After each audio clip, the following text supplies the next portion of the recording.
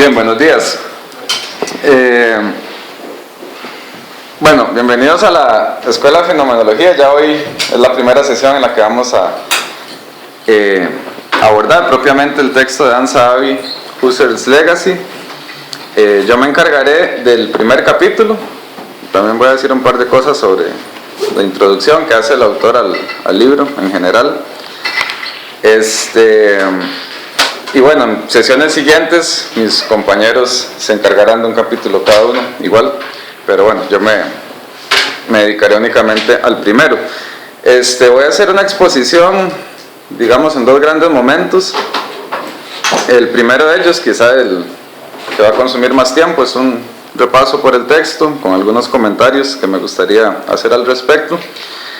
Y en un segundo momento quisiera presentarles, compartir con ustedes el papel que ha tenido la fenomenología en mi labor investigativa, específicamente en el área de la filosofía de la imagen, filosofía del arte también, porque quisiera no solo decir algunas cosas del texto, sino también mostrar una especie de puesta en escena de algunos de los puntos que allí se tocan en el texto de Zahavi, esperando no solo mostrar la utilidad que tiene la fenomenología para el estudio de las imágenes, sino también para reforzar un poco algunas de las tesis centrales del capítulo. Entonces, bueno, voy a dedicarme a esas dos cosas.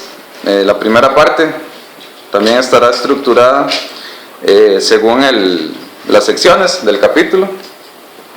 La primera de ellas titulada Preocupaciones metodológicas y la segunda el enfoque de la reflexión. Entonces voy a referirme a cada una de ellas por aparte. Entonces sería una primera parte más esquemática, no necesariamente un resumen, pero sí, digamos, ir un poco en orden de las ideas que nos expone Zahavi con algunos comentarios, y una segunda parte, como les digo, una especie de puesta en escena de la fenomenología. Voy a referirme a unos cuantos datos biográficos sobre el autor y de su obra. Bueno, Zahavi, filósofo danés, nace en el 67. Él hizo estudios de grado en la Universidad de Copenhague y posteriormente se doctoró en la Universidad Católica de Leuven, Lovaina, específicamente en los archivos Husserl. Él se doctoró bajo la dirección de Rudolf Bernet, quien es un autor que, bueno, en lo personal me he topado bastante, como les digo, en el terreno de la filosofía de la imagen, sobre todo las aplicaciones que se hace de la obra husserliana a este campo. Creo que en el 2007 él asumió la dirección y no estoy seguro si la continuará asumiendo, no sé si habrá otro director de los archivos, pero es uno de los miembros eméritos de los archivos y editor de la obra husserliana. Varios de los volúmenes han sido editados por él. Bueno, Zahavi,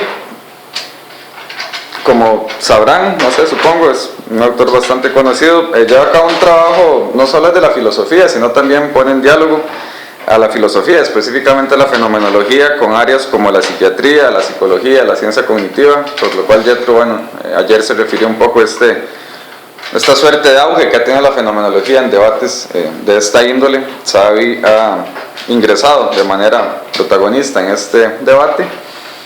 Sus investigaciones tienen como ejes temáticos cosas como la conciencia prereflexiva, sobre lo cual en cierta manera se refiere en el primer capítulo. También cosas como la autoconciencia, la subjetividad y la intersubjetividad, la cognición social, intencionalidad colectiva. Y eso, bueno, si uno visita el sitio web, por ejemplo, del Centro de Estudios de Investigaciones en Subjetividad que dirige Zahavi, como en el video de presentación que ponen, esa es una de las cosas que él más recalca, ¿verdad? El nacimiento o la génesis, digamos, de un nosotros. Y a él le interesa mucho este tipo de cosas, ¿verdad? Un conocimiento creado socialmente, de una intencionalidad, no solo de una conciencia individual, sino también de una conciencia colectiva y cosas por el estilo. Y más allá también de, digamos, la aplicación o el diálogo de la fenomenología a estas áreas, se encarga de estudiar la obra husserliana como un campo de investigación en sí mismo. De hecho, bueno, el libro que leeremos a lo largo de esta semana va por ahí. Y quizás labor más conocida, no su obra, sino su labor, es bueno, la dirección de este centro, al que me refiero, el Centro de Investigaciones en Subjetividad de la Universidad de Copenhague, fundado en el 2002, un centro relativamente joven, pero bueno, ha agarrado muchísima fuerza, me parece, ¿verdad? En la Summer School, ¿verdad? Sí, eso quería referirme, que imparte escuelas de verano, ¿verdad? Año tras año, y bueno, tiene una labor ahí bastante interesante, acoge profesionales, investigadores de muchísimas áreas, y con base siempre en estos temas, ¿verdad? Como les digo, autoconciencia, subjetividad, intersubjetividad, etcétera, etcétera. Entonces, bueno, eso nada más como para contextualizar un poco respecto del autor. Seguidamente voy a referirme a unas cuantas cosas que aparecen en la introducción del libro, que me parece pertinente traer a colación. Bueno, primero, Sahabi nos indica que en este libro él se encargará de la relación entre fenomenología y metafísica. Eso es como el gran eje que atraviesa todos los capítulos del libro. Y él propone, digamos, que en medio de estos dos términos, fenomenología y metafísica, lo que se pone en juego es la filosofía trascendental. Me parece que es una labor, bueno, encomiable por parte de Sahabi, abordar este tema de esta manera. Sin embargo, quisiera también hacer la aclaración, sobre todo para quienes quizá hasta ahora se acercan a la fenomenología o tal vez no están tan familiarizados, que tampoco habría que confundir fenomenología con filosofía trascendental. Eso es algo que quisiera dejar claro. Digamos que si bien Sahabi se propone abordar y ahondar en esta vía investigativa, no sería la única que la fenomenología estaría, digamos, dispuesta a abordar. Lo digo sobre todo porque, bueno, a partir de mis investigaciones en fenomenología me he topado, y voy a referirme específicamente a Husserl, me he topado con muchísimos textos de la obra husserliana, bueno, que para empezar no han sido traducidos, siguen estando en alemán. Si están traducidos es al inglés, al español es muy poco en realidad lo que uno se encuentra de Husserl. Jethro, de hecho ayer mencionó eso, ¿verdad? Los libros publicados en español de Husserl son contados con los dedos de la mano. Deberíamos traducirlo, ¿no? Sí, hay que hacer una ardua labor de traducción, porque si uno se acerca a muchos de los textos que no figuran en las obras más emblemáticas de Husserl, uno se encuentra investigaciones fenomenológicas que, digamos, no circundan la filosofía trascendental. Para mi investigación de maestría, para el último capítulo, estoy dedicándome a estudiar el mundo de la vida, ¿verdad? Una de las nociones centrales de Husserl, y es curioso cómo Husserl allí es lo menos trascendental que uno se imaginaría, ¿verdad? Uno lee las investigaciones lógicas, ideas y este tipo de libros, y luego va y acude a otros textos, y uno se topa a Husserl hablando ya no, por ejemplo, del mundo como ese sistema de orientación del sujeto, de las sinestesias, etcétera, etcétera, sino nos habla del mundo como mi casa, mi pueblo, mi barrio y cosas de ese tipo, que es bastante curioso. Digamos, también se le trae a uno abajo un poco el prejuicio que tiene de Husserl, ¿verdad? De esas investigaciones sumamente trascendentales, y no que sean incompatibles. Para algunos efectos, la filosofía trascendental me parece que es la vía de acceso investigativa. Sin embargo, hay otras temáticas, y bueno, el mundo de la vida quizás sea el caso más claro, una investigación que tal vez no, digamos, podría prescindir en cierta manera de un enfoque trascendental. Entonces quisiera hacer esa aclaración, porque bueno, Sahabi parece, en la introducción al libro, proponerse llevar a cabo una fuerte defensa de la vía trascendental. Sin embargo, quisiera aclarar que no es la única, me parece, para la fenomenología. Pero bueno, ya que estamos leyendo este libro, entonces lo trascendental siempre tendrá que quedar ahí, digamos, tendremos que retenerlo. Bueno, otra de las tareas que se propone Sahabi es demostrar, mostrar, indicar la relevancia que tiene Husserl en el siglo XXI, ¿verdad? Esa es una de las cosas que nos dice en la introducción. Para lo cual acude a ciertas nociones clásicas de la fenomenología husserliana, la intencionalidad, la conciencia del tiempo, etcétera, etcétera, pero las que parecen ser más centrales para demostrar esta relevancia del autor en el siglo XXI, para Sahabi, son la encarnación y la intersubjetividad. Bueno, encarnación, con ese término a veces tengo problemas porque, digamos, Sahabi en el libro, que está escrito en inglés, ese se escribió originalmente en inglés, el Husserl's Legacy. Claro. Sí. Ahora es profesor de Oxford, ¿verdad? Sí. Él escribe mucho en inglés, pero tenía la duda si este libro lo habrá escrito originalmente en otro Tú no idioma. mencionaste que ahora es profesor de Oxford, ¿verdad? Sí, no lo mencioné. Por eso no se sabe, pero sí creo que sigue dirigiendo el centro en Sí, el de... Copenhague. Sí, de investigaciones en subjetividad. Estaban viendo y tiene un financiamiento sustancioso. Millonario. Sí, el fondo de investigación danés es que básicamente lo financia, pero eso es parte del mundo de la vida. Bueno, sí, la cuestión de la encarnación, si uno lee a Sahabi, lo que usa la palabra embodiment, entonces quizá en español sería más atinado, no sé, hablar de acuerpamiento, no sé, son términos complejos, porque encarnación, sobre todo en la tradición fenomenológica, nos puede referir a otras cosas, ¿verdad? Sino que lo diga David, que investiga ese tipo de nociones que en otros fenomenólogos pues tienen connotaciones muy distintas, no sé, Merleau-Ponty, en Henry, la encarnación quizá quiere decir otra cosa, que no corresponde necesariamente al embodiment que nos habla Sahabi en su libro, pero bueno, es una cuestión terminológica. Y la otra noción central es la intersubjetividad, como me refería al inicio. Parte del propósito de este centro, de estas investigaciones que se hacen en subjetividad, es hablar de una intencionalidad colectiva, de la génesis de un nosotros, etcétera, etcétera. Me parece que esas son las dos nociones que Sahabi diría que son más centrales para esa relevancia de Husserl en el siglo XXI, y sobre todo porque son nociones sumamente poderosas a la hora de sacudirse, como hay que hacerlo inevitablemente en la fenomenología, contra las interpretaciones internalistas que se hacen de Husserl, ¿verdad? El hecho de que el sujeto tenga carne o tenga un cuerpo y pertenezca, o mejor dicho, tenga como condición de posibilidad la existencia colectiva, pues son maneras bastante claras de mostrar que Husserl no es un internalista, ¿verdad? Que no es todo una cuestión referida a la experiencia privada, subjetiva en ese sentido, ¿verdad? Que no se puede compartir, etcétera, etcétera. La pregunta que aborda Sahabi, bueno, varias, pero la que nos pone en la introducción y me parece que guía bastante bien la tónica de este libro, es la siguiente pregunta. ¿Captura la fenomenología husserliana la manera como vemos las cosas o la manera como ellas son? Y me parece a mí, esto el autor no lo dice, pero me parece que esta pregunta es puesta de manera mañosa, no sé, de manera un poco tramposa, porque Sahabi nos enfrenta a dos estereotipos, podríamos decir, o dos preconcepciones que se tienen a la hora de pensar la fenomenología, y es establecer una dicotomía entre esto, como las cosas son vistas por nosotros, o si se quiere, como las cosas aparecen, y por otro lado, como las cosas son, ¿verdad?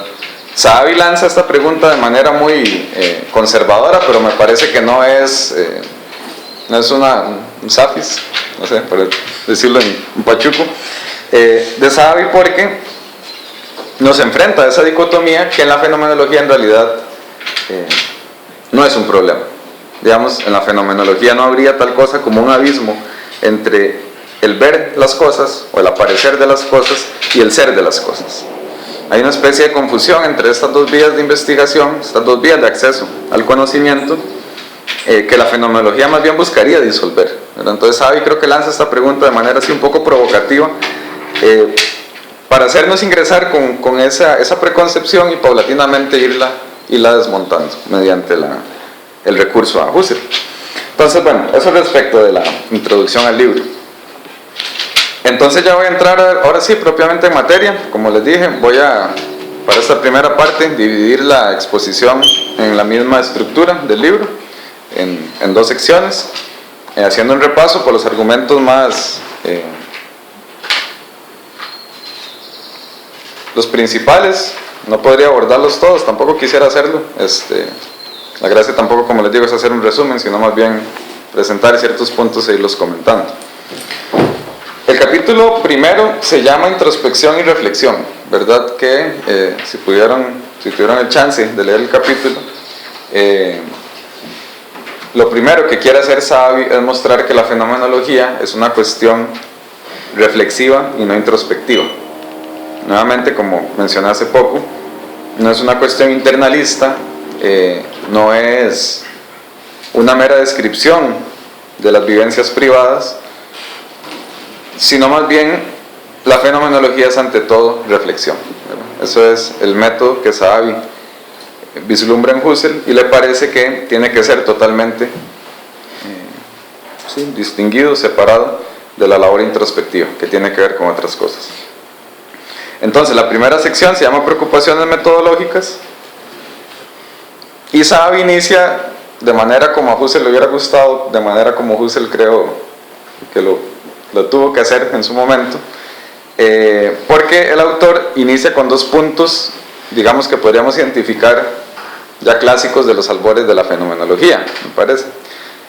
El primero de ellos es que la fenomenología nace con el intento que hace Husserl de dar fundamento a la lógica y a la epistemología, ¿verdad? Esto hace eco de las investigaciones lógicas, sobre todo, puesto que antes de Husserl iniciar a hacer las investigaciones propiamente dichas, lo que hace son los prolegómenos a la lógica, ¿verdad?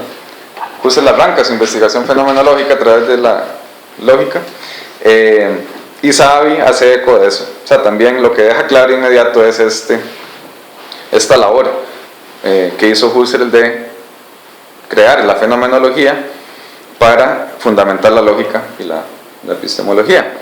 Y me parece que esa es la tónica que mantiene también en el capítulo. Digamos, los ejemplos suelen ir dirigidos hacia la cuestión del conocimiento, de la lógica en ocasiones, pero nuevamente, ¿verdad? El hecho de que la fenomenología haya nacido con este afán de fundamentar la lógica y la epistemología no excluye que la fenomenología pueda estudiar otras cosas, ¿verdad? Cosa que Husserl siempre, me parece que desde siempre defendió, o sea, así que abordaba problemas lógicos, epistemológicos, siempre proponía la investigación fenomenológica referida a muchísimas otras áreas. Y el otro punto, como les digo, perteneciente a los albores de la fenomenología que Sahabi nos presenta, es aquello de que el primer contrincante de la fenomenología fue el psicologismo, ¿verdad? Creo que también esto, digamos, no es gratuito por parte de Sahabi, sobre todo pensando en el correlato contemporáneo, podríamos decir, del psicologismo al cual se enfrenta la fenomenología, que son los enfoques de las ciencias cognitivas, bueno, a lo cual también Jethro se refirió ayer, no sé, el materialismo eliminativista, o bueno, posiciones básicamente muy cientificistas, ¿verdad? Que buscan desechar todo conocimiento que no pueda ser fundado sobre lo empírico. Que bueno, eso habrá que retomar también en el capítulo. Pero lo interesante es que es un debate iniciado por el mismo Husserl, ¿verdad? Husserl no esperó, digamos, a la publicación, me parece, las investigaciones lógicas para iniciar este debate.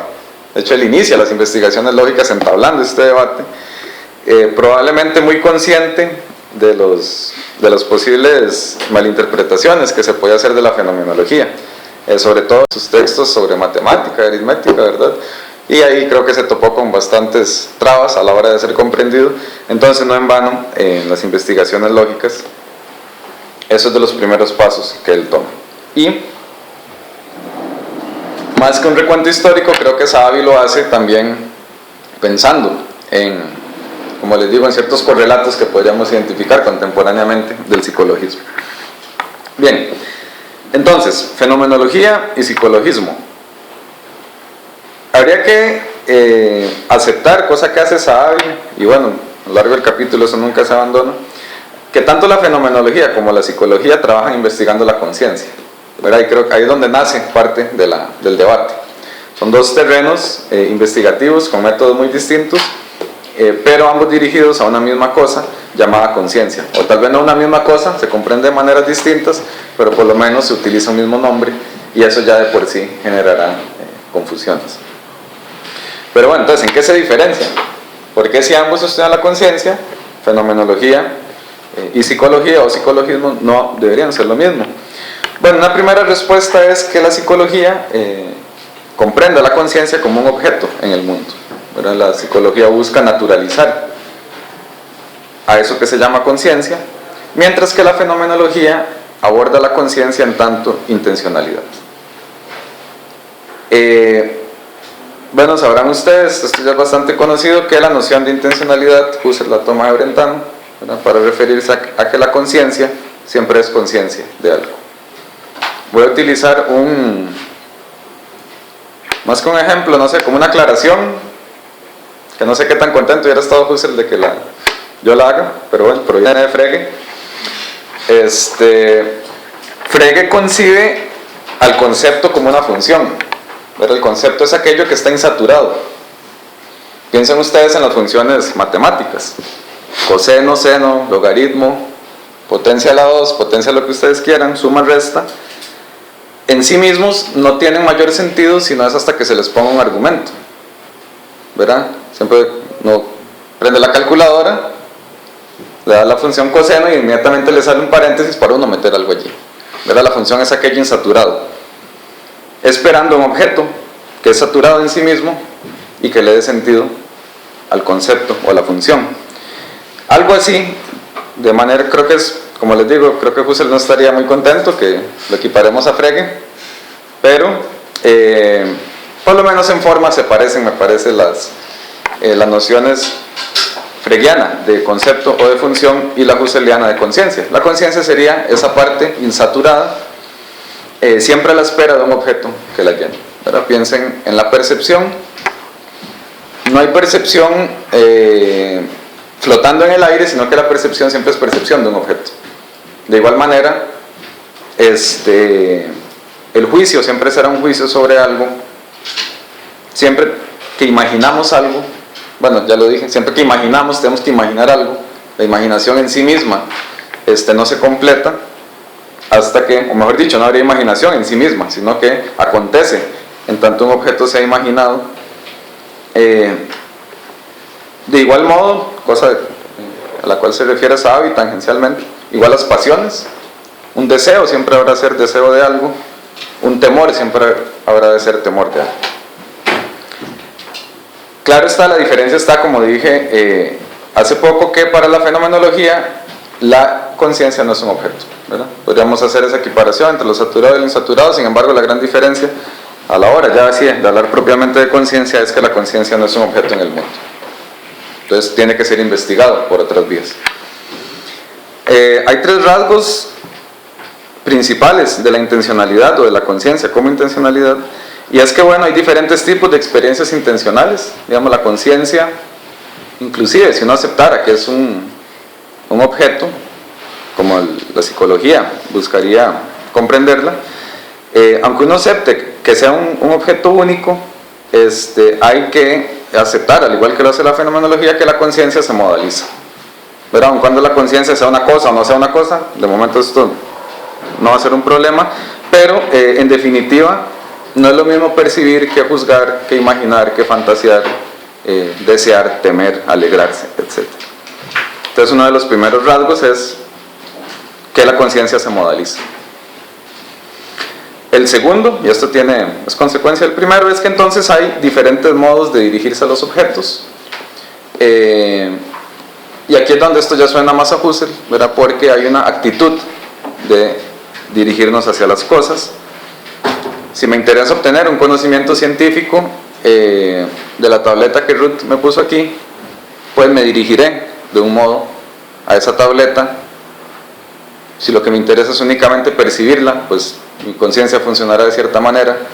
Si la deseo como mercancía, me acercaré de otra forma. Entonces siempre hay una actitud asociada a la dirección hacia los objetos. Y el tercer rasgo es que las experiencias intencionales son inseparables de sus objetos, cosa a lo cual ya me referí más o menos, ¿verdad? No habría una percepción si no es percepción de algo, un sueño si no es sueño de algo, lo que sea. Y este tercer rasgo, bueno, es un primer indicio de que la fenomenología entonces no es una investigación únicamente de la conciencia, sino también de los objetos, porque no puede pensarse la conciencia sin un objeto. Entonces esto ya de por sí, digamos, nos sirve para hacer una primera aclaración de que la fenomenología no es una investigación ahí sobre una conciencia flotante, sino que esa conciencia siempre está afincada en objetos. Ahora, ¿cuál es la diferencia respecto nuevamente de la psicología? Que esos objetos no son objetos únicamente físicos y materiales. ¿verdad? Si fuese así, lo único que importaría entonces sería la conciencia perceptiva, probablemente. Sin embargo, para Husserl, los sueños, las imaginaciones, las fantasías, las imágenes, también son objetos. Son objetos que están en el mundo, pero no son cosas, ¿verdad? Las aspiraciones que todos podamos tener son objetos para nuestra conciencia. Sin embargo, no son cosas que andan por ahí y podamos tantear, digamos. Esa es la gran diferencia. También la noción de objeto que hay en la fenomenología es quizá algo que genera la confusión a la hora de querer ser comprendida como una filosofía internalista. Porque si decimos que la fenomenología también se encarga de esos objetos que son las imaginaciones, las fantasías, pues podría sonar a que es algo que ocurre nada más aquí adentro, que nadie sabe qué pasa ahí, eras como, no sé, una caja negra, como ustedes quieran verlo. Sin embargo, no, esas cosas también son objetos y esas cosas también son objetivas. Creo que el caso más claro, es el que más me interesa en todo caso, no sé, por lo menos por el momento, son las imágenes, ¿verdad? Las imágenes no las comprendemos como cosas, sabemos que son cosas, pero cuando vamos al museo o vemos la fotografía en algún familiar, no vemos el papel, no vemos el lienzo, no vemos los pigmentos, no, vemos las imágenes. Esas imágenes no corresponden necesariamente a la cosa que estamos percibiendo, a la cosa que podemos acceder objetivamente, diríamos físicamente, y sin embargo son objetividades, ¿verdad? Se constituyen como objetividades para nosotros, inclusive se nos hacen comunicables. Y bueno, uno podría decir que uno está haciendo trampa con las imágenes. ¿Qué pasa con las fantasías que nosotros hacemos? Pero bueno, si uno quisiera ponerse fino, para Husserl, las imaginaciones que nosotros tengamos en nosotros mismos y las imágenes que estén allá afuera colgadas en la pared comparten el rasgo de la idealidad. Y es la idealidad lo que permite circular entre diferentes registros. Por eso es que si me imagino, como dirá el mismo Husserl, un centauro, puedo irme a después dibujarlo, bien o mal, pero digamos, hay una idealidad que puede circular entre diferentes registros y eso da cuenta de una cierta objetividad. Entonces, una primera distinción, ahora sí, propia de Husserl, digamos, no propia de Husserl, todo lo que he dicho no es que no esté en Husserl, a lo que me refiero es que ya es una distinción más fuerte. Es que no es lo mismo los objetos de conocimiento que los actos de conocimiento. Y eso es central en la fenomenología. Porque la fenomenología es una investigación que no prescinde de los objetos, como acabo de decir, pero está en ocasiones más centrada en el acto de conocimiento que en el objeto como tal, ¿verdad?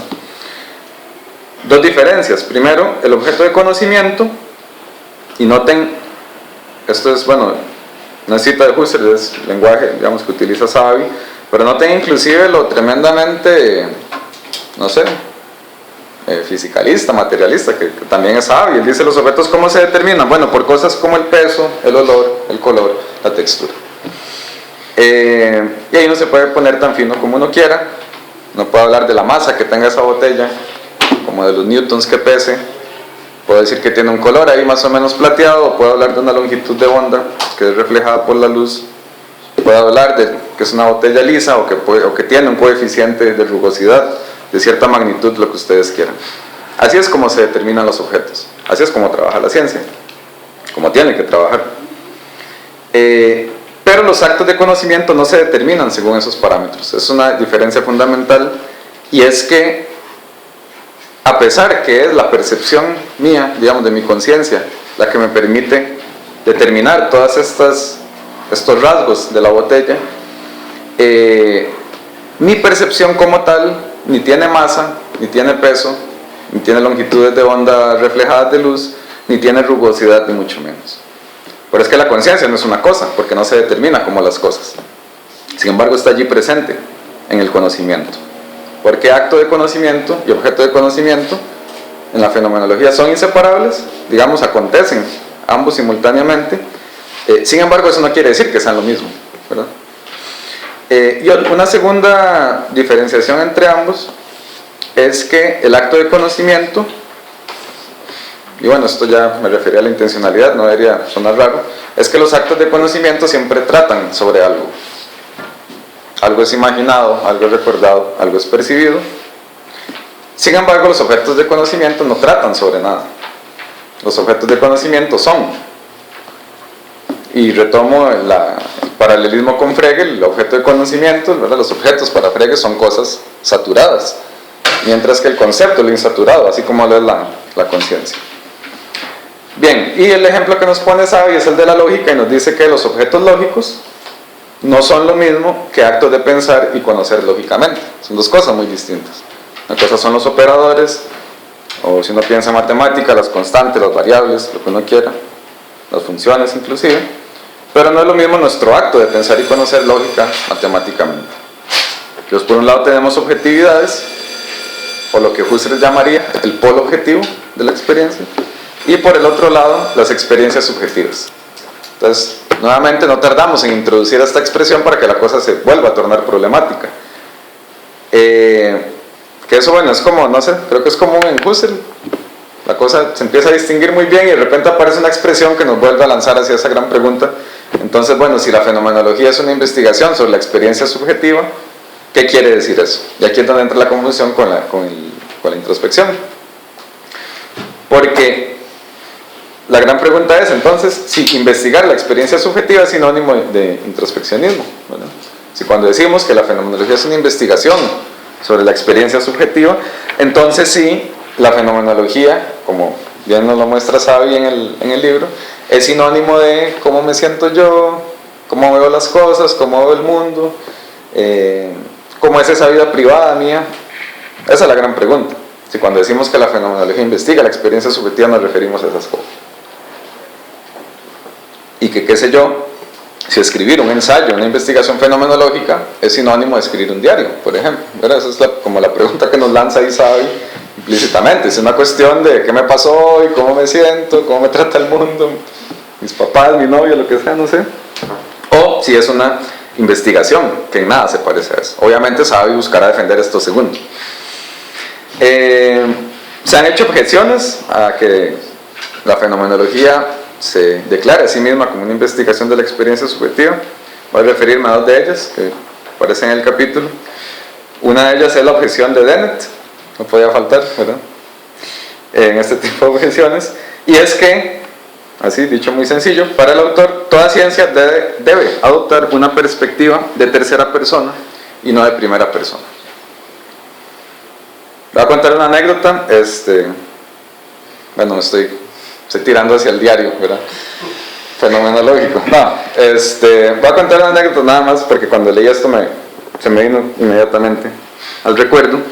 Yo trabajo para la cátedra de física de la UNED y hace no mucho nos reunimos para confeccionar unas rúbricas para calificar los informes de laboratorio, y uno de los rubros más castigados era la redacción del informe utilizando el pronombre de la primera persona, sea singular o plural, ¿verdad?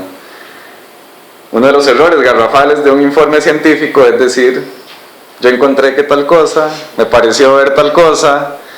Es decir, se tiene que adoptar, como dice, una perspectiva de tercera persona y no de primera persona, inclusive en su estilo y su redacción, ¿verdad? Y otra cosa me vino a la mente, que bueno, esto creo que generará más debate, pero no es el objetivo de lo que quiero presentar aquí hoy. Pero recuerdo también una cosa que decía Bruno Latour a este respecto, y es que decía Bruno Latour que esa es de las cosas más teológicas que funciona en la ciencia, digamos, la pretensión de que no medie la primera persona, de que el informe no haya sido elaborado por alguien, de que el informe no deje las huellas de su creador, diríamos, sino que es algo que aparece ahí en tercera persona como por arte de magia de manera impersonal, ¿verdad? Pero bueno, es un comentario del Mario. Entonces Dennett nos dice esto. Dennett sería de esos que nos baja puntos por escribir el informe de física hablando de yo o de nosotros, ¿verdad? Y yo también lo soy, inevitablemente, porque nuevamente, digamos, el fenomenólogo no es que descrea de la perspectiva de la tercera persona. Si uno hace ciencia, pues eso es lo que hay que hacer. Si yo reviso un informe de laboratorio en el que me dice el experimento me pareció muy bonito, y no, eso queda para otra cosa, no para el informe científico. Es decir, la tercera persona y la primera persona no es que sean mutuamente excluyentes, digamos, no es dentro de la fenomenología, quizá lo sea, como investigación filosófica. Pero no es que la fenomenología crea que la perspectiva de la tercera persona no genera sus resultados, no existe, no debería funcionar así. De hecho, cosa que creo que también se comentó ayer, La ciencia natural es parte de lo que Husserl llama la actitud natural, o sea, es un quehacer que está allí aconteciendo de manera tal y como tiene que acontecer. Pero en el terreno filosófico es donde esto podría generar problemas. Bueno, pero entonces, ¿cuál es una posible respuesta a esta objeción? Y es que para Husserl, esto sí lo traigo a colación yo, Sabi no lo menciona en lo más mínimo, es que me parece también hay una suerte de equiparación entre la expresión experiencia subjetiva y también el punto de vista subjetivo. Me parece que no, son dos cosas distintas. De hecho, para Husserl, si uno lo revisa, bueno, yo lo vi por primera vez en Crisis, entonces me voy a referir a Crisis, probablemente lo dijo antes, pero bueno, ese fue mi primer acercamiento, digamos, a lo que me voy a referir. Para Husserl, lo subjetivo no solo está en el sujeto. Y eso es una confusión muy fuerte, pensar que lo subjetivo solo tiene que ver con el sujeto. Gramaticalmente, inclusive semánticamente, podría ser casi una tautología, decir que lo subjetivo pertenece al sujeto. Sin embargo, uno va y lee a Husserl y él nos habla de los modos subjetivos de aparecer de las cosas. Digamos, las cosas también tienen modos de aparecer subjetivos. Digamos, lo subjetivo no solo tiene que ver con la experiencia propia, la experiencia privada, sino también con una cierta relatividad que tienen las cosas de aparecer. Lo subjetivo también está allí afuera, fuera del sujeto, digamos. Y bueno, esto es uno de los temas a los cuales me voy a referir en la segunda parte y me ha sido de mucha utilidad para mi investigación. Es la cuestión de, bueno, esto nuevamente la traducción bastante dispareja por todas partes, de los lados, las perspectivas, los escorzos, o como los llamo yo en mi investigación, los adumbramientos. Adumbramientos. Hay una palabra más linda en tico, que es que las cosas se sombrean, ¿verdad? Como cuando uno anda sombreado, así las cosas se sombrean también, porque la palabra que utiliza Husserl en alemán es Abschattung, y ahí viene la raíz Schatten, que es sombra. Entonces, por un cultismo, le puse adumbramientos utilizando la raíz latina, pero me gusta más que se sombrean, pero bueno, eso podría generar problemas ante los comités científicos y evaluativos, etcétera, etcétera.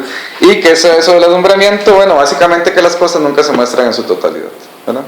Ustedes en este momento me están viendo mi rostro, mi pecho, tal vez mis tenis, por ahí, no sé, y punto.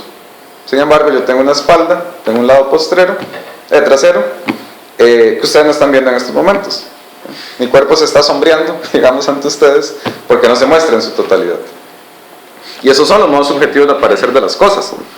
Pero bueno, el ejemplo que les estoy poniendo es un sujeto más, pero piensen en ese podio, no sé, ¿verdad? Eso es una cosa, eso no es un sujeto, pero se comporta subjetivamente a la hora de mostrarse ante ustedes.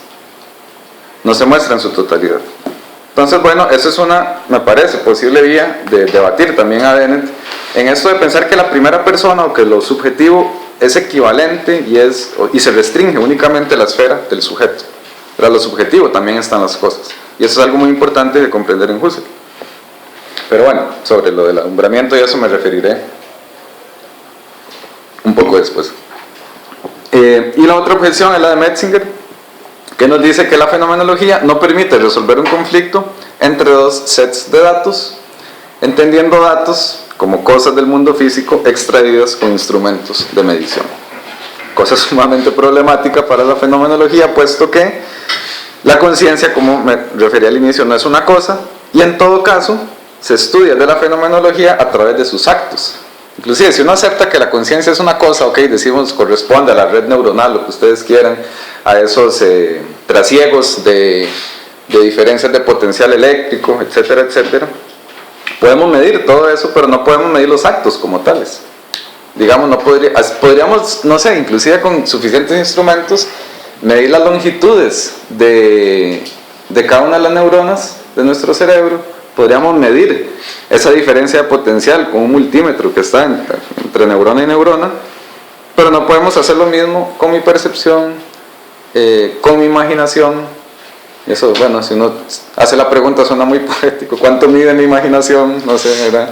¿Cuánto pesan mis sueños? Como ustedes quieran. Pero bueno, ciertamente esa cosa no se puede hacer. Más allá de lo lindo o cursi, no sé, que suene.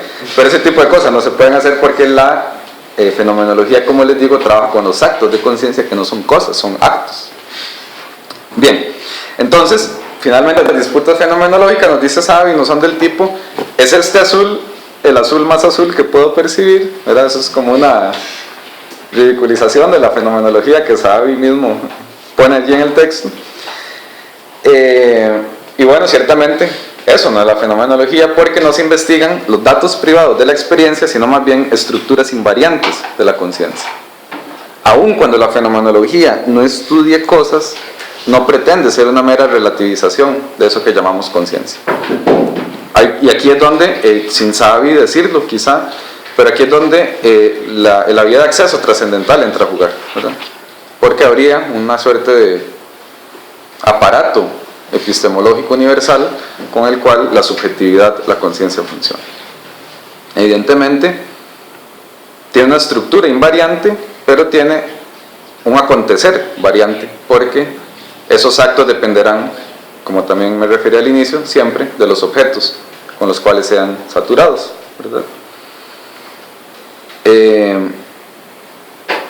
Y esto me interesa sobremanera, que también me voy a referir al final, porque con las imágenes me parece que se abre un reino perceptivo que no corresponde a la percepción propia de cualquiera de las cosas que tenemos aquí enfrente, salvo esas fotografías, digamos, que están ahí guindando, o lo que pueda proyectar en la pantalla, pero en términos generales, la percepción que tenemos de las imágenes desmiente un poco eso de que hay tal cosa como una percepción única. Siempre el objeto va a determinar las diferencias que sean en los actos. Bien. Entonces, nuevamente recuerden, la fenomenología se parece a la psicología en que se investiga sobre la conciencia, pero nos dice Savi, después de todo este recorrido, la fenomenología no se parece a la psicología o al psicologismo en que advierte y busca superar presupuestos metafísicos, ¿verdad? Cosas como a las que me he estado refiriendo últimamente. La fenomenología no es un conocimiento de las cosas, sino más bien una investigación de cómo adquirimos de las cosas su carácter de validez, objetividad y verdad. Es decir, la fenomenología no busca, sigamos con los ejemplos, no busca conocer el podio, para eso está la física, la metrología, lo que ustedes quieran. A la fenomenología le interesa más bien cómo nosotros adquirimos a partir de esa cosa un carácter de validez, de objetividad, etcétera, etcétera. A eso se refiere Savi cuando dice que la fenomenología busca superar presupuestos metafísicos, puesto que el conocimiento de las cosas admite una objetividad ya constituida en sí misma, ya digamos que funciona, o todos funcionamos bajo el entendido de que hay tal cosa como una objetividad. La fenomenología se pregunta cómo es que llegamos a constituir tal cosa como una objetividad. Y más aún, para reforzar esta idea de por qué la filosofía trascendental es importante,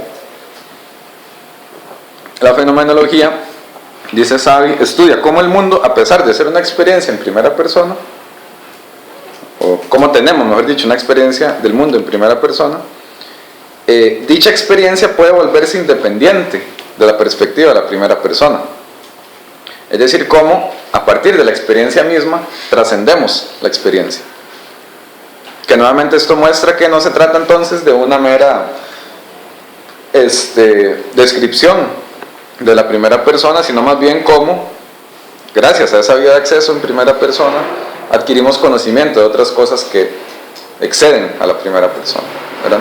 Que esto queda claro, me parece, también en Crisis, cuando Husserl dice cómo a partir de la agrimensura terminamos conociendo las leyes de la geometría, cómo midiendo un terreno logramos determinar que, no sé, el volumen de una esfera es 4 pitercios por radio al cubo, que son cosas que nada se parecen, pero la experiencia fue esa vía de acceso que permitió acceder a un reino de objetividades que exceden a esa experiencia, inclusive a esos objetos. Bien. Y la segunda sección, titulada El enfoque de la reflexión, y ahora sí, digamos, Savi nos habla propiamente, una vez que aclaró, digamos, en qué consiste esa experiencia en primera persona, nos enfrenta a la cuestión de la reflexión, ¿no? Obviamente, si hubiese ingresado directamente a la cuestión de la reflexión, todas estas preguntas de si se trata de la experiencia privada, de la primera persona, etcétera, etcétera, hubiera quedado un tanto flojo ahí la cosa. pero entonces en esta segunda sección ya ahora sí lo hace, y arranca diciendo que la reflexión es un acto que permite analizar la experiencia, y lo que hace de inmediato, que me pareció curioso, es acudir a Bergson, ¿verdad? Eso no me lo esperaba, digamos, a la hora de leer el libro, sobre todo viendo el índice y esas cosas, no me esperaba toparme a Bergson ahí, porque Bergson tiene una actitud quizá un tanto de aversión hacia la reflexión, como ustedes lo pudieron observar en el texto. ¿Por qué? Porque nos dice el autor francés que la conciencia fluye, ¿verdad? Es algo fluente, pero se obstaculiza cuando se impone la reflexión. ¿Verdad? Podríamos depurar esto un poco más diciendo que la experiencia es algo que acontece continuamente, fluidamente, pero en tanto le imponemos los conceptos, las distinciones, las categorías propias de la reflexión, se genera una interrupción que entonces no solo interrumpe a la conciencia como tal, sino que también nos abre un abismo que nos haría inaccesible, eso que llamamos conciencia. Yo quedé con la duda, no tuve el tiempo suficiente, pero bueno, si alguno tiene conocimiento lo podría compartir. ¿Qué tanto es Bergson así? No he leído tanto al autor como para ver si Savi quizás está exagerando en ocasiones eso que dice Bergson, pero bueno, creo que será algo interesante de investigar, ¿verdad?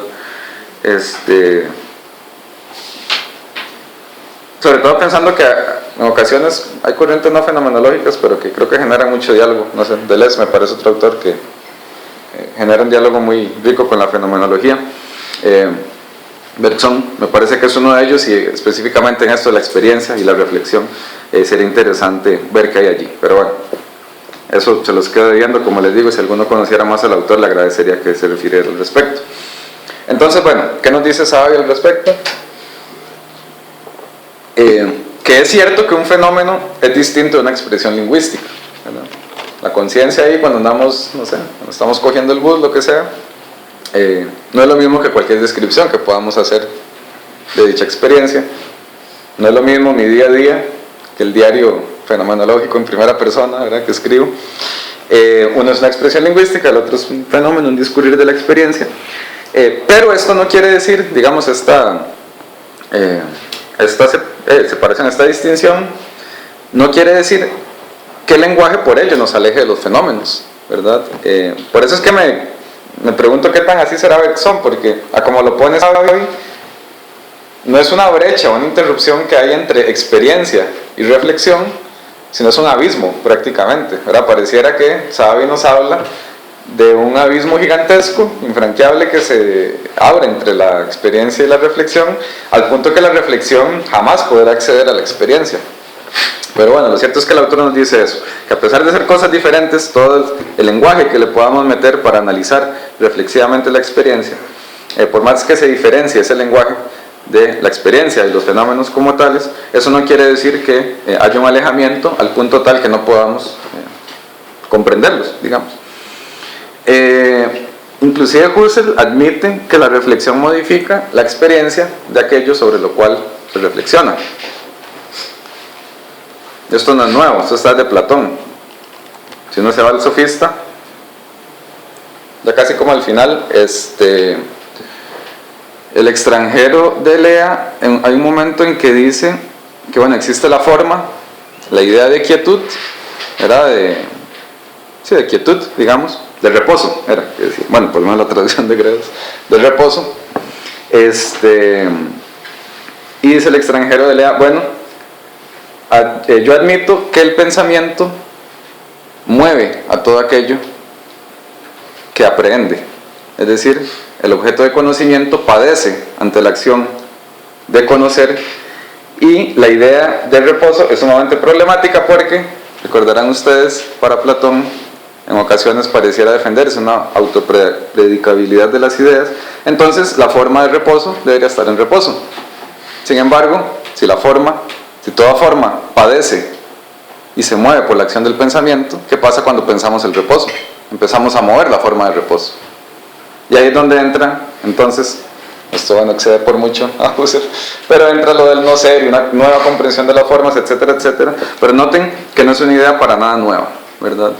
El mismo Platón, quien se vio obligado, después de ese famoso viaje a Siracusa, de cambiar su teoría de las formas, a pesar que realizó ciertos ajustes o cambios bruscos, no sé, como quieran verlo, nunca desechó esta idea, digamos, el pensamiento inevitablemente va a modificar a las cosas que son pensadas, pero no por ello es que la cosa sea irresoluble, no por eso es que tenemos que quedarnos únicamente con el discurrir de la experiencia o quedarnos únicamente con una mera construcción lingüística, una mera construcción reflexiva que nada se parezca a la experiencia.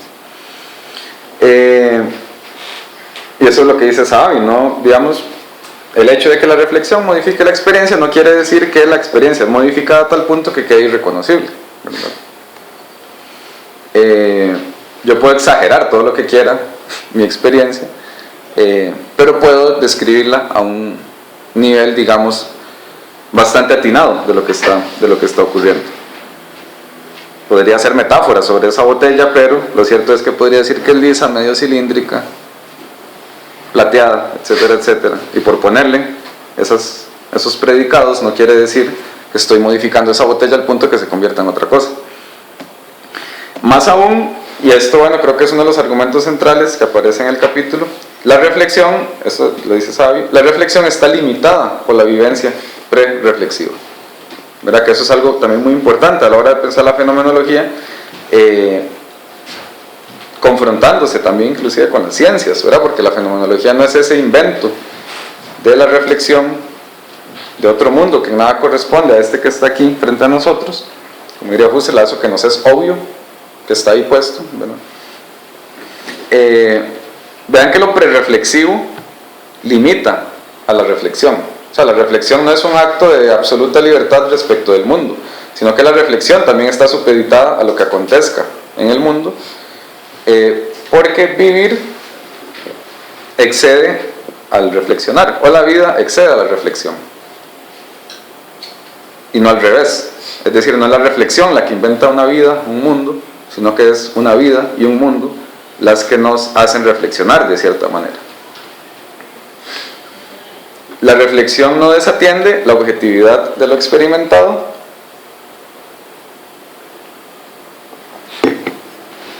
nuevamente, uno puede inventar todo lo que uno quiera, eso es cierto, digamos, no es que la reflexión no puede llegar a esos extremos efectivamente fantasiosos, pero lo cierto es que en el terreno fenomenológico no hay mayores motivos por los cuales pensar que el hecho de que la reflexión sea la vía de acceso al mundo haya un desconecte con el mundo. Inclusive la reducción, la epogé, no quiere decir un desconecte del mundo y el ingreso a un mundo de quién sabe qué, ¿verdad? Como decía Jethro, la cuestión de los muggles, ¿verdad? De Harry Potter, sí, como de, no es que uno se va al mundo mágico y empiezan a pasar cosas extraordinarias.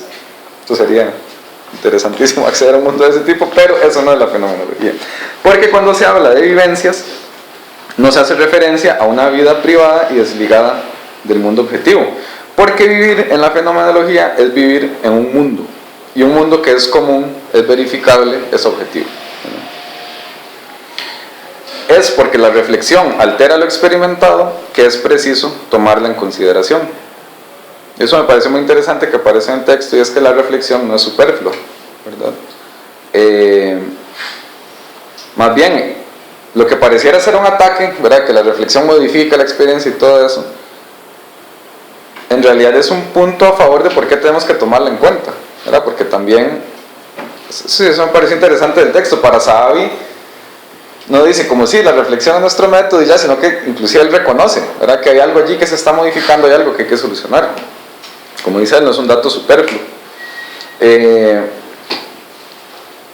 Y bueno, sobre esto, pues, como me acabo de referir, esto nos lleva inevitablemente a la cuestión de la reducción de los fenómenos y muchas otras cosas que, bueno, no aparecen en el capítulo, por lo tanto no me referiré a ello.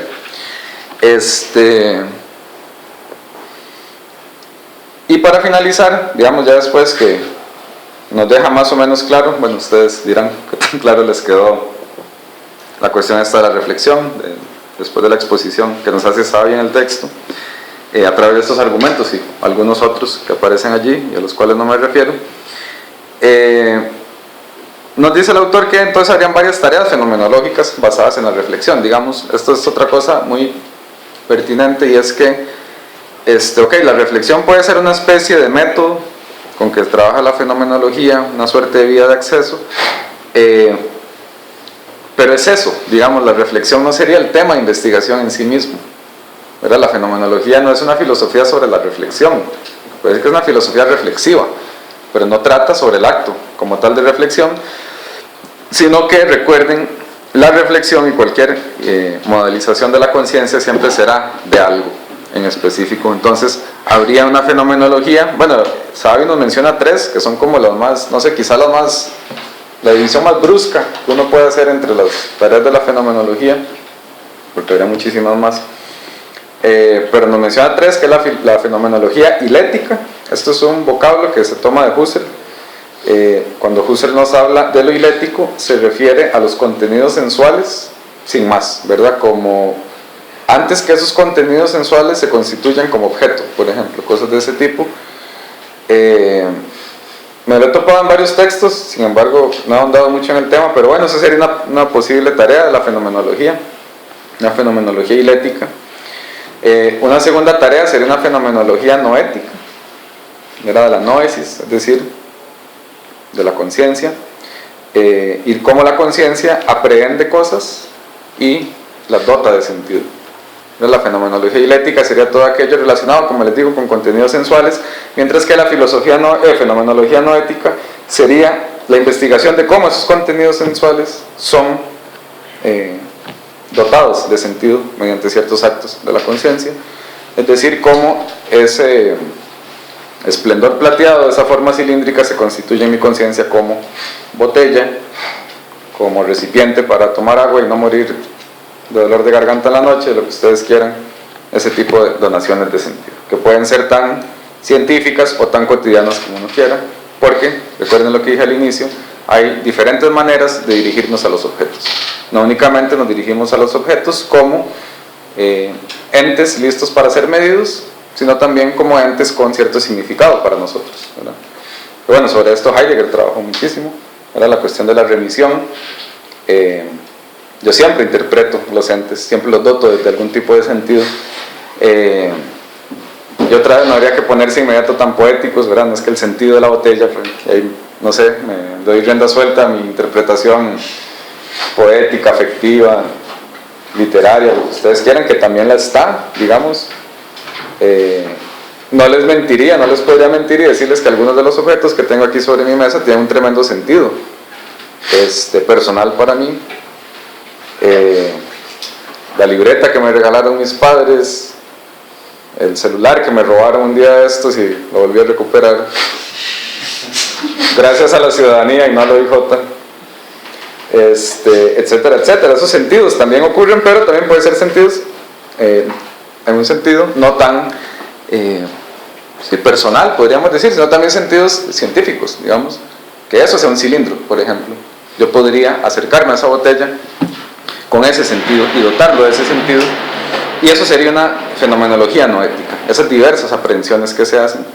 Y la tercera tarea sería una fenomenología noemática, es decir, ya ahora sí referida a lo que Husserl llama el polo objetivo. Eso es muy interesante, digamos, no siempre utiliza ese lenguaje, pero Husserl suele referirse más que al sujeto y al objeto, en ocasiones, no siempre, porque él a veces conserva ese lenguaje, hay que reconocerlo, pero a veces se refiere al polo yo o al polo objetivo, ¿verdad? Eso es muy interesante, no sé, me gustaría investigarlo en algún momento, cómo es la noción de yo, no es una, como dije inclusive al inicio, una estructura invariante, sino que me da la impresión, y esto bueno, es una lectura un poco apresurada, tendría que investigar más, pero a veces los objetos y los sujetos en Husserl pareciera ser como regiones donde se concentran cierto tipo de cosas, ¿verdad? Esa experiencia que es inseparable del sujeto del objeto, pero en ocasiones hay una mayor concentración de acontecimientos en el polo yo o en el polo objetivo, pero bueno, eso nuevamente no está en la lectura, son cosas que me he topado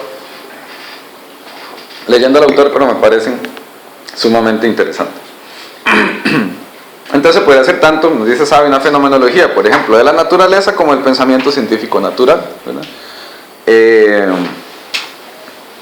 que bueno, para algunas corrientes sería superfluo hacer una fenomenología, una filosofía del pensamiento científico natural, bastaría, ¿verdad? Hacer ya sea una filosofía de la naturaleza o una ciencia natural antes que hacer una investigación sobre ese tipo de pensamiento, ese tipo de conocimiento.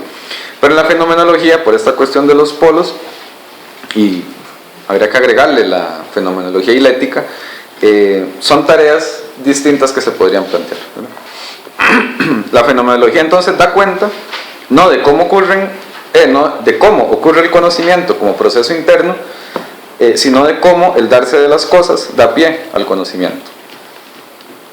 Yo lo parafrasearía diciendo que entonces la fenomenología da cuenta no de las representaciones que nos hacemos de las cosas, sino de la presentación de las cosas, ¿verdad? No son las representaciones privadas, como decía Deleuze, el teatrito que uno se arma aquí, ¿verdad? Como la botella en pequeñito, la tableta en pequeñito, ustedes en pequeñito aquí, como un pequeño teatro que yo me armo por dentro, sino de cómo ustedes y las cosas se presentan a mi conciencia, ¿verdad? Cómo están allí presentes, cómo se hacen presentes, y nuevamente cómo yo las dono o las doto de sentido. La conciencia abre el mundo porque el mundo no es cerrado y aislado, ¿verdad? Esta es otra cuestión que Sabi menciona un poco tangencialmente, suena un poco más a Heidegger que a Husserl, ¿verdad? Por el carácter aperturiente, no sé, estas palabras, aperiente, sí, bueno, sí, pero esa posibilidad que tiene la conciencia de abrir el mundo. Entonces la subjetividad se estudia como un tema de investigación en sí mismo y no como un modo personalista de acceso al mundo, ¿verdad? Cuando decimos que se trata de una investigación de la experiencia subjetiva, no quiere decir, como mencioné al inicio, que vamos a adentrarnos en el reino de la personalidad o de la persona, ¿verdad? Habría que hacer una distinción que son tanto obvia, pero al calor del debate en el cual Sabi nos introduce, habría que distinguir, y con esto bueno, quisiera cerrar la exposición del capítulo, habría que distinguir la subjetividad de la personalidad y el sujeto de la persona, ¿verdad? Porque todo este tipo de cosas de las cuales Sabi quiere sacudirse, diríamos, es la comprensión de la fenomenología como algo que tiene que ver con la personalidad y la persona y no con la subjetividad y el sujeto.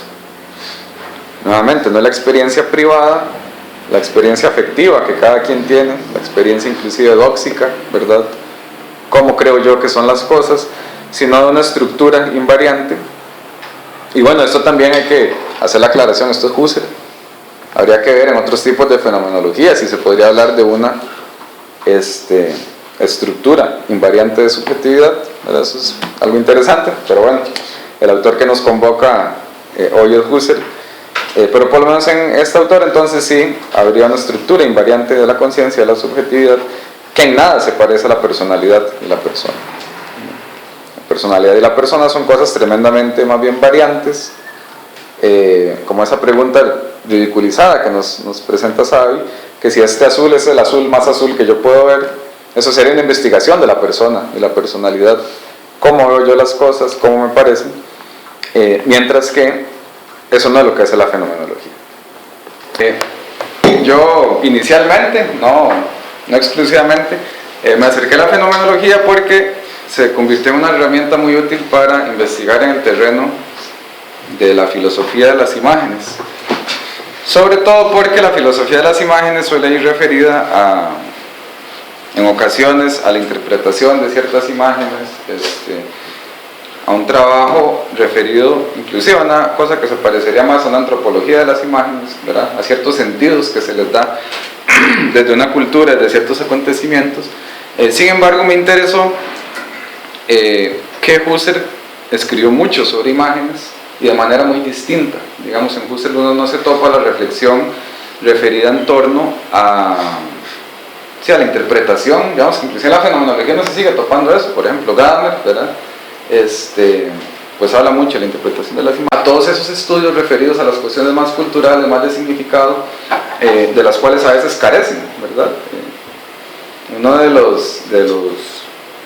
del bullying que se le hace, digamos, a los estudios en imagen, ese tipo de cosas, que ahí no hay epistemología, que bastaría hacer una epistemología y no tanto referirnos a las cuestiones culturales y así. no sabrán ustedes la gran aversión que hay cosas como los estudios culturales, estudios visuales, etcétera, etcétera. Y si uno quisiera dotar de un fundamento epistemológico o justificar epistemológicamente toda interpretación subsecuente que se pueda hacer de unas imágenes, Husserl me parece una herramienta fundamental. Yo lo que investigo es una noción que tiene el autor que se llama conciencia de imagen, un poco original pero muy claro, ¿verdad? Es como la conciencia se acerca a las imágenes. Y esos textos están sobre todo reunidos en el volumen 23 de su obra completa, que en el 2005, hace poco, relativamente fue traducido al inglés, por si les interesa, pues se lo puede conseguir en inglés. Y en algunas regiones muy puntuales de su obra, en Ideas, por ahí habla de un grabado de Durero.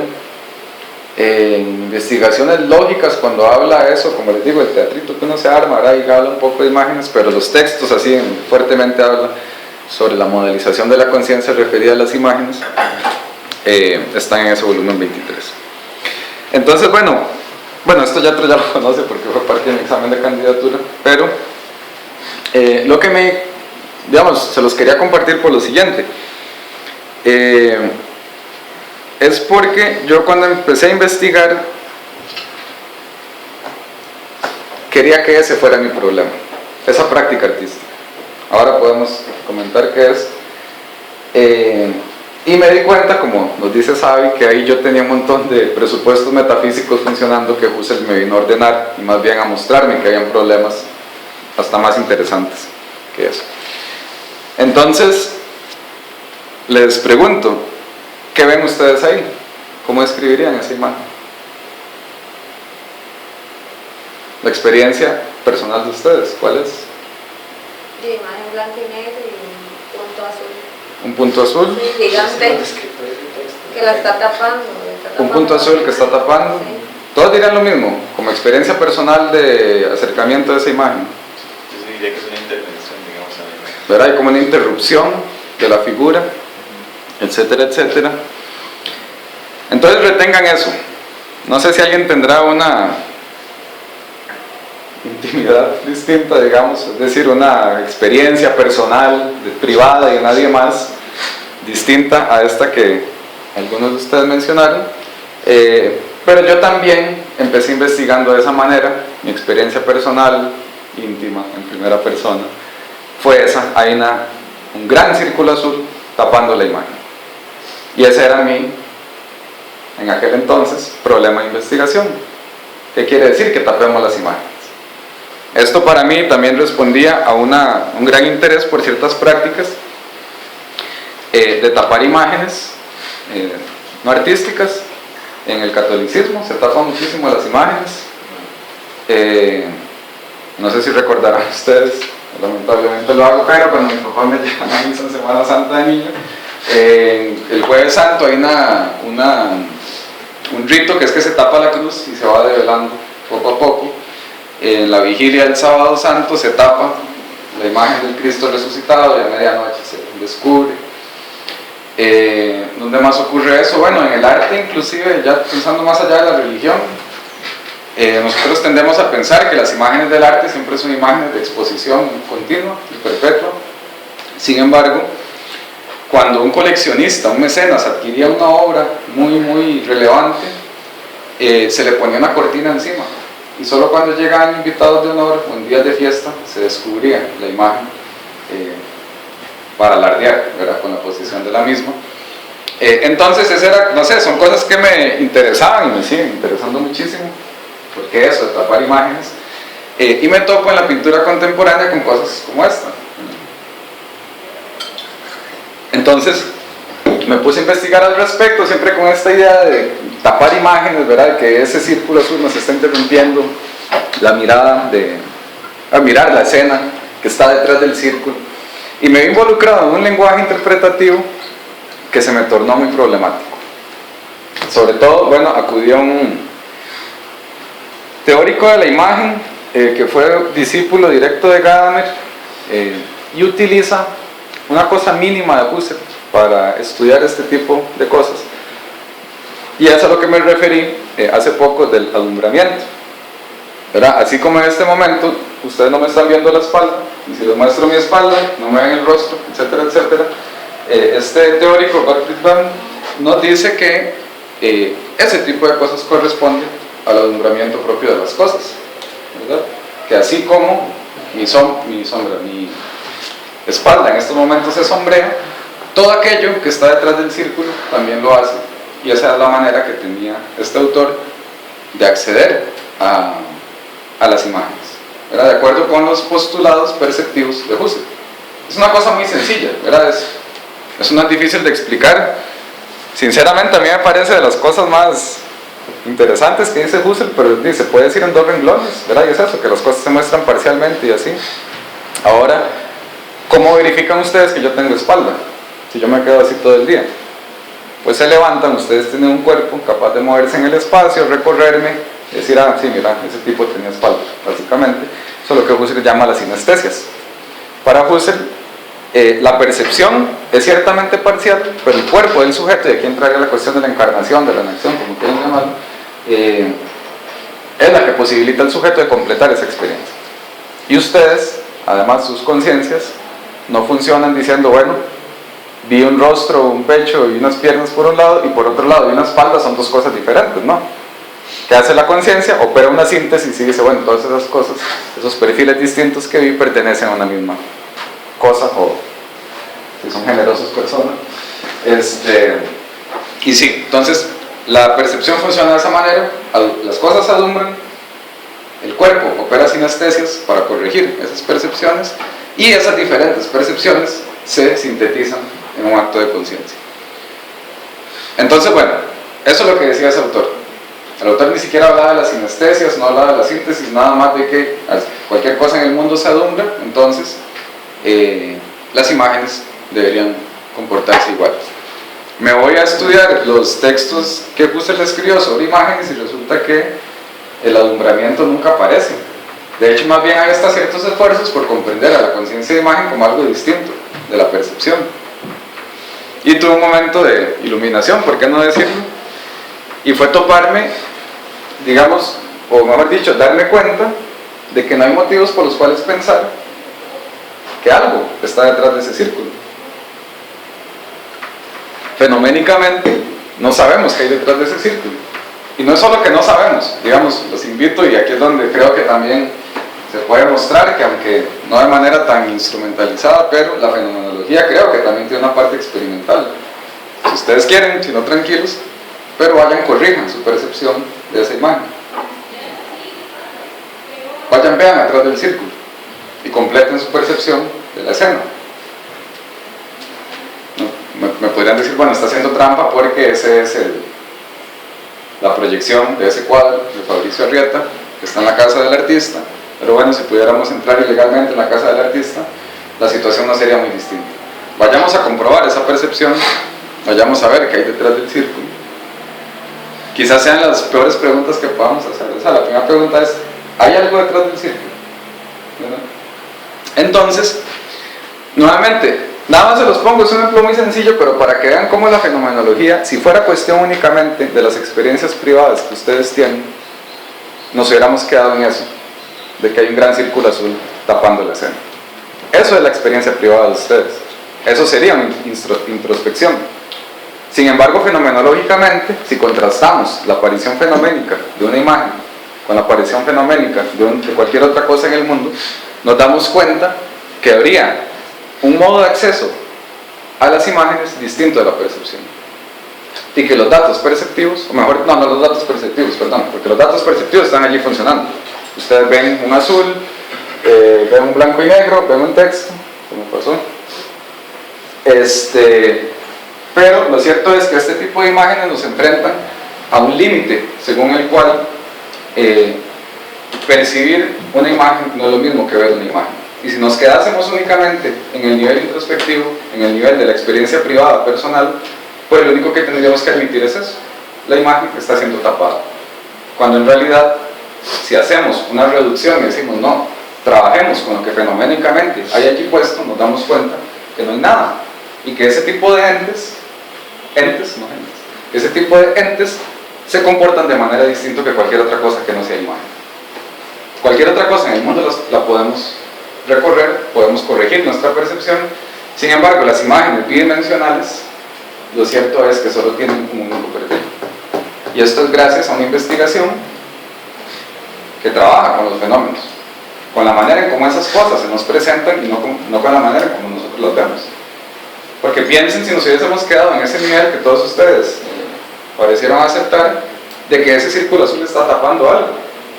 Ahí nos podríamos volar con las interpretaciones.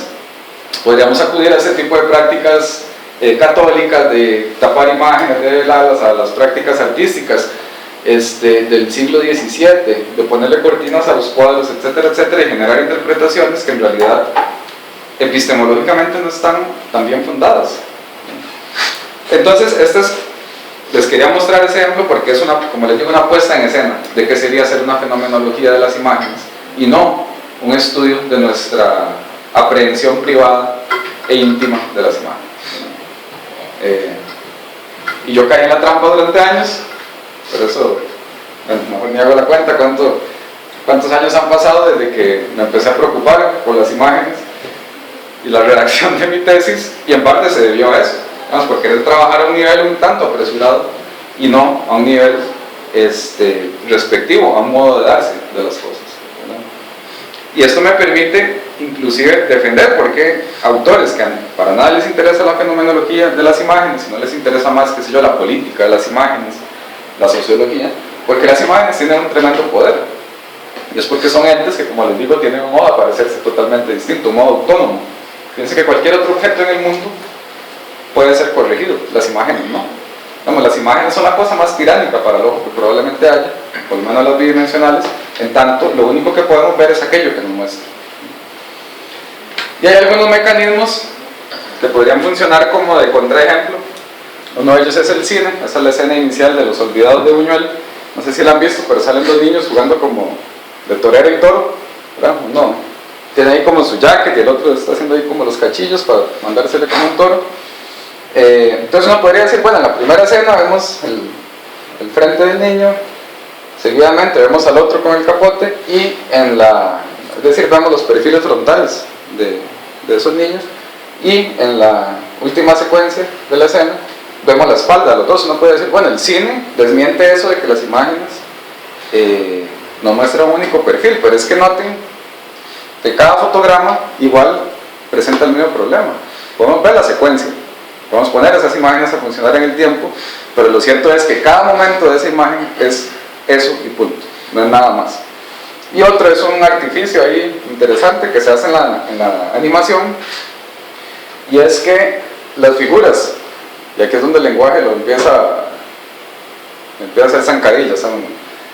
Las figuras que están en el fondo, como si hubiese un fondo efectivamente, se difuminan, mientras que la que está en el frente está más definida.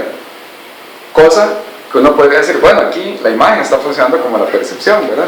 Todo aquello que yo tengo en mi enfoque en primer plano hace que todo lo demás se difumine. Pero ¿qué pasa?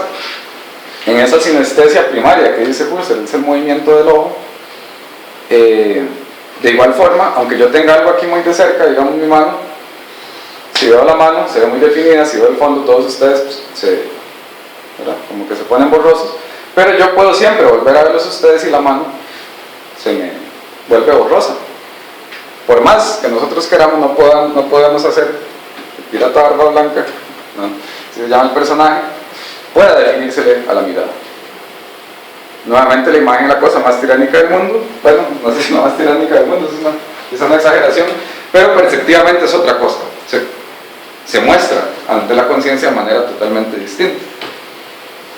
Ahora, esto no quiere decir que las imágenes, que la única posibilidad que ellas tienen es esta de mostrar un único perfil.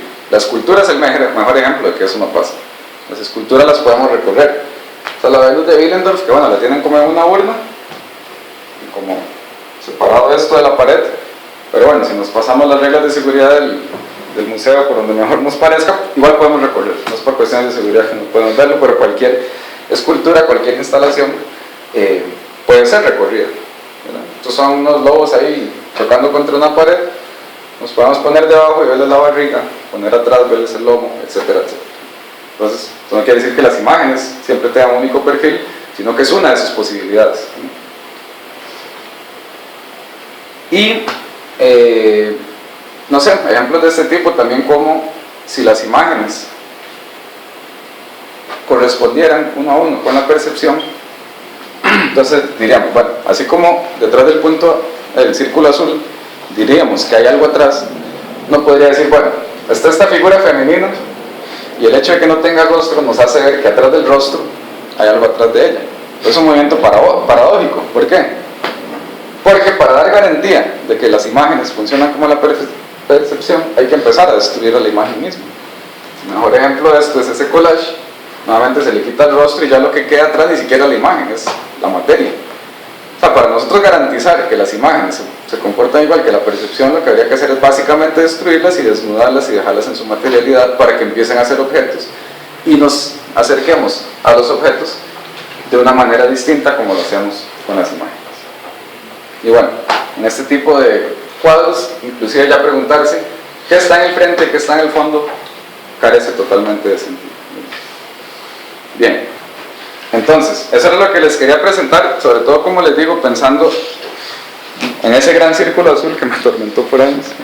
Porque eso, si yo hubiese trabajado solo con mi experiencia privada, con mi introspección al respecto, pues quizá hubiese desatendido ciertos prejuicios que habían allí funcionando y que la fenomenología, me parece, viene a resolver, pues, porque la fenomenología, fuera de hacerme ahondar en mi experiencia privada, más bien me hizo atender a las cosas, al modo de aparecerse de esas cosas que llamamos imágenes. Bien, entonces con eso culmino, y ahora sí.